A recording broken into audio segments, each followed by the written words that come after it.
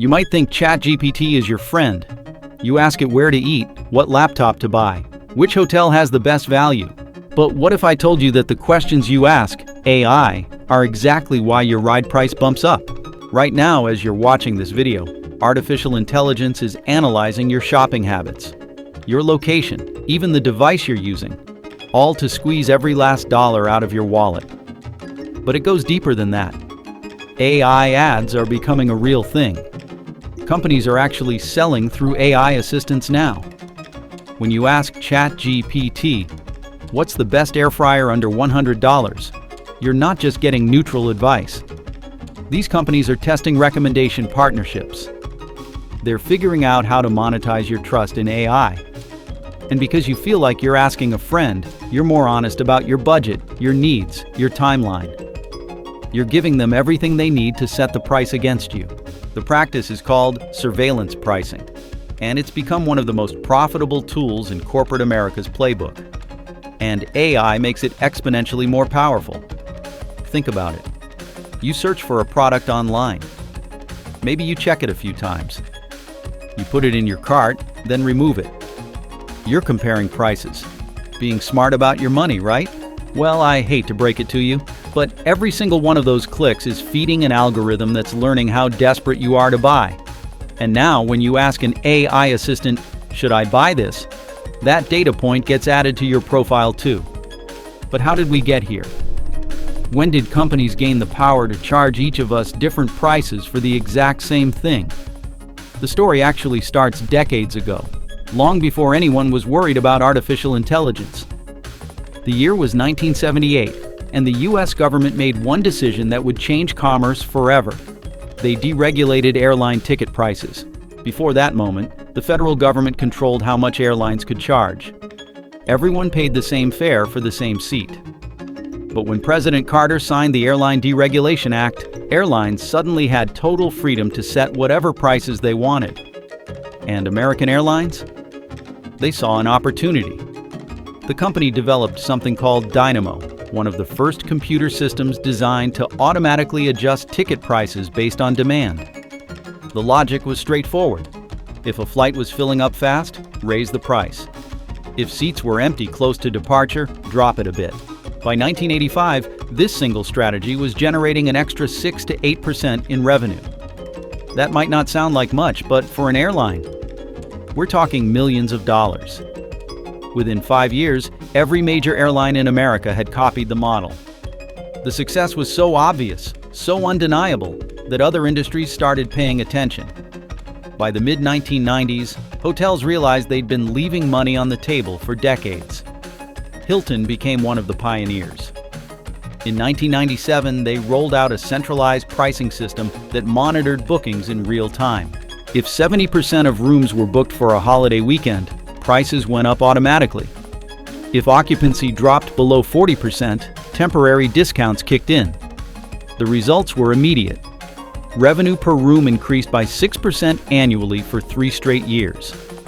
For empty hotel nights, the price went down by 12% in major cities. While hotels were optimizing their room rates, something else was happening that would change everything. The internet was growing. And with it, a new kind of company was being born.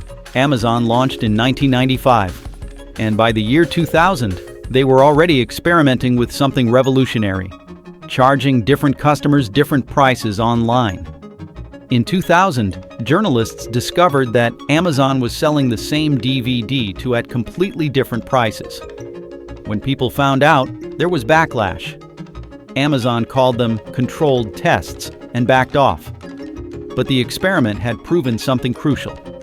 In the digital world, you could change prices person by person, silently, and most customers would never even know. Academic studies from that era found price variations between 5 and 15% for identical products, depending on who was looking. The practice wasn't experimental anymore. It was becoming normal. Then came 2020. And with it, a new generation of artificial intelligence. The AI systems companies started using weren't just tracking demand anymore. They were analyzing millions of data points simultaneously to predict one thing: how much you, specifically, would pay. Delta Airlines announced they were using AI to forecast demand and set individualized fares. Hotels began deploying machine learning models that adjusted prices based not just on occupancy, but on each guest's booking history and browsing patterns. Quick thing before we continue. If you're finding this eye-opening, hit that subscribe button. But nothing normalized, personalized pricing quite like one company. A company that made surge pricing feel so ordinary, so expected, that millions of us stopped questioning it entirely. Uber. When Uber launched surge pricing in 2012, they framed it as simple supply and demand. If there were more riders than drivers, the price goes up. It encourages more drivers to get on the road. Makes sense, right? But research later showed that wasn't really what was happening. The algorithm didn't just look at supply and demand. It analyzed weather, local events, time of day, your location, and yes, even your phone's battery level. There were reports in 2016 suggesting Uber could detect when your battery was below 15% and charge you up to 6% more. Why? Because they knew you were more likely to accept a higher fare if your phone was about to die.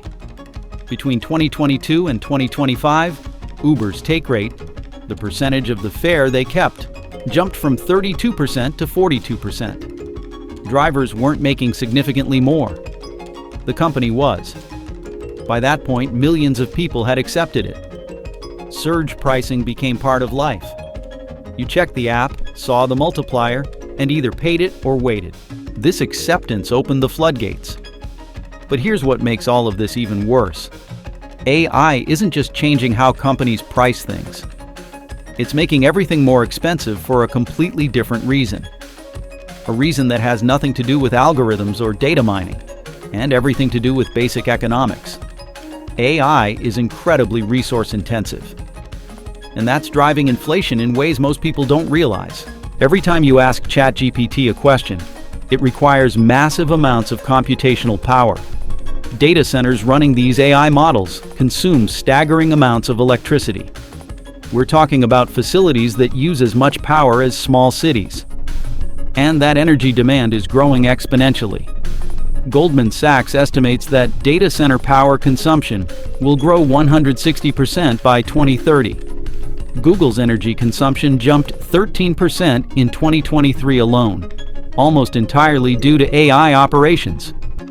Here's what that means economically. When tech companies need more electricity, utility companies have to build more power plants or expand capacity. That infrastructure cost gets passed on to everyone through higher electricity rates. Not just to tech companies, to you, your electric bill.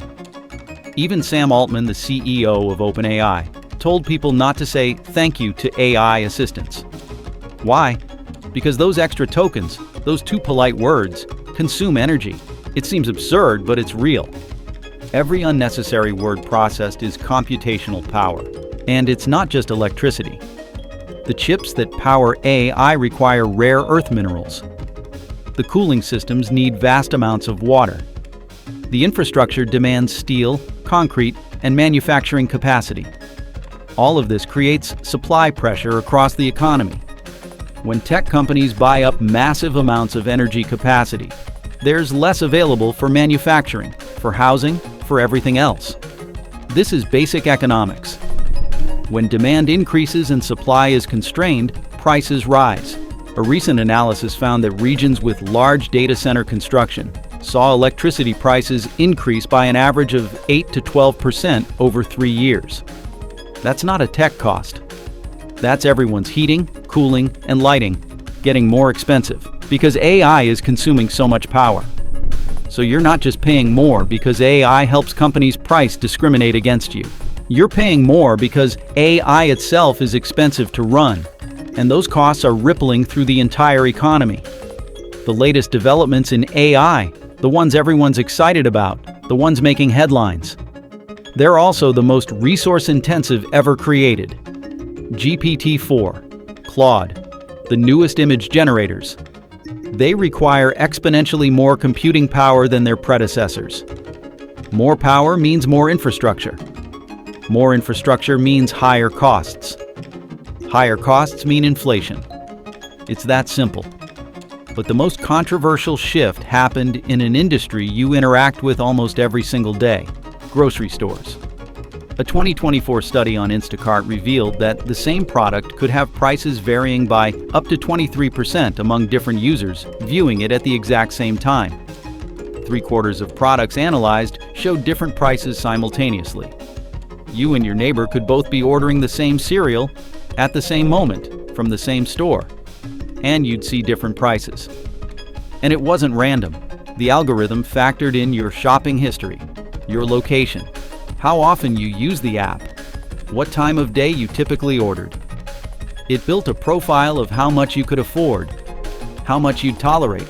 Then in 2025, major grocery chains like Walmart and Kroger announced something that made a lot of people very uncomfortable.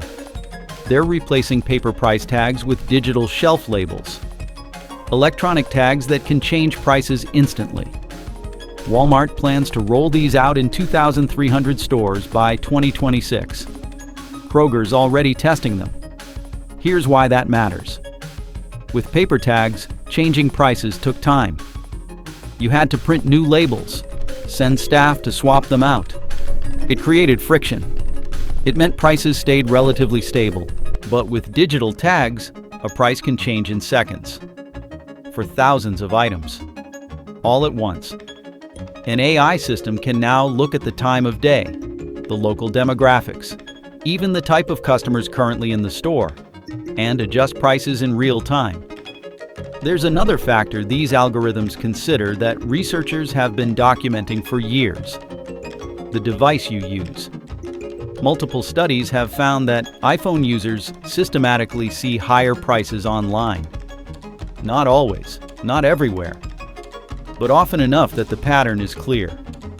The algorithm associates Apple devices with higher income, so it tests higher prices. Now, companies defend all of this. They call it optimization. They say it's about efficiency, about matching supply with demand, about keeping businesses profitable. But critics, economists, consumer advocates, they see something else. They see a system that charges more to people simply because they live in a wealthy zip code, or because they use a premium device, or because the algorithm detected impulsive buying patterns in their behavior. The price you pay is no longer about the product. It's about you, your profile, your data, your perceived ability to pay. A McKinsey study estimated that AI-based pricing systems can increase a company's revenue by 15%. That's not a small number. That's billions of dollars, extracted not by selling more or creating better products, but by charging each person the maximum they're predicted to tolerate. Consumer Reports found price differences of up to 116% for the same online product, depending on the buyer's zip code. The Wall Street Journal documented airlines achieving 20% revenue increases after implementing AI-based pricing. This isn't theoretical. This isn't coming. This is happening right now. So if two people buy the same product from the same company at the same time, should they pay the same price? Or is it fair for a company to charge you more simply because their algorithm thinks you can afford it? Drop your thoughts in the comments, because this isn't just an economics debate. This is about the kind of marketplace we're building for the future. And if this opened your eyes to something you didn't know was happening, do me a favor and subscribe. I'll see you in the next one.